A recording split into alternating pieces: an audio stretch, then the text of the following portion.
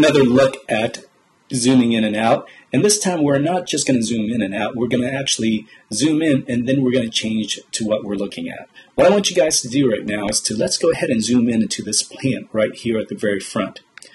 Like I showed you guys earlier, there's several ways to do it, but I'm going to go ahead and click on my zoom tool, and I'm going to click and drag in front of that plant.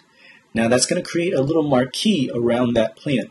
That's going to allow me to, once I release, zoom into that plant and view that plant like I would normally view it. But at this point, we've decided that we like the zoom that we're in right now, but we want to move to a different location of the photograph. What we're going to do is we're going to go ahead and switch to the hand tool, or H, if you want to use the keyboard shortcut. At this point, you can go ahead and click and drag, and it'll allow you to move and view different parts of the screen. Go ahead and drag over to the couple. Now we can see the couple.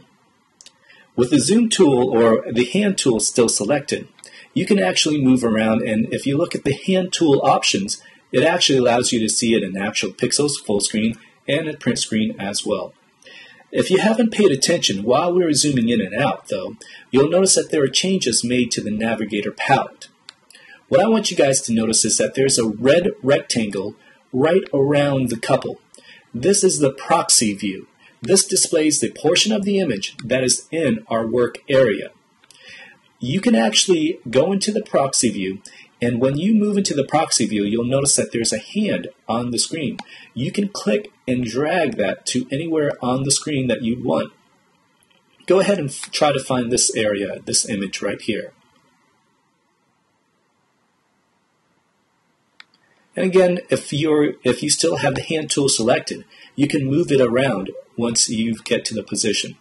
What I want you guys to do right now, so let's go ahead and switch over to the marquee tool. Again, this is the default tool that most people would want to use. It's M on the keyboard.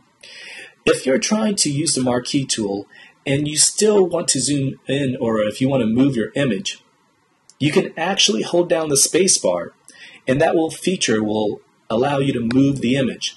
Now, as long as you have the space bar pressed down, it is the hand function where it allows you to move the image. Once you release the space bar, it goes back to the tool that you were originally on. Photoshop has a bunch of these options throughout their application that allows you to have a quick kind of keyboard shortcut that allows you to do a certain job, and once you release it, it lets go. Let's go ahead and go back into our zoom or our navigator panel. We're going to go ahead and move back to the couple. At this point, you'll notice that right below you, you have the options to zoom in and out manually in the navigator panel. By clicking this button, it allows you to zoom out.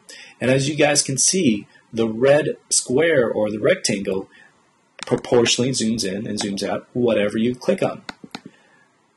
Now we're going to try this one. While we're in the navigator panel, let's go ahead and hold down Control on the keyboard.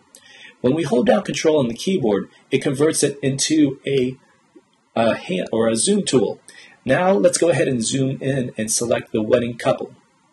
Once we release, while still holding down Control, it functions as a zoom tool inside of the navigator panel. Will you remember this? Probably not, but it's nice to know that you can still zoom in and out without having to go through this way. Why didn't Photoshop give us so many options of how to view the image and how to navigate around the image? Because they realize it's important. And that's why we're taking time to view this image. Let's go ahead right now, guys, and move on to the next video.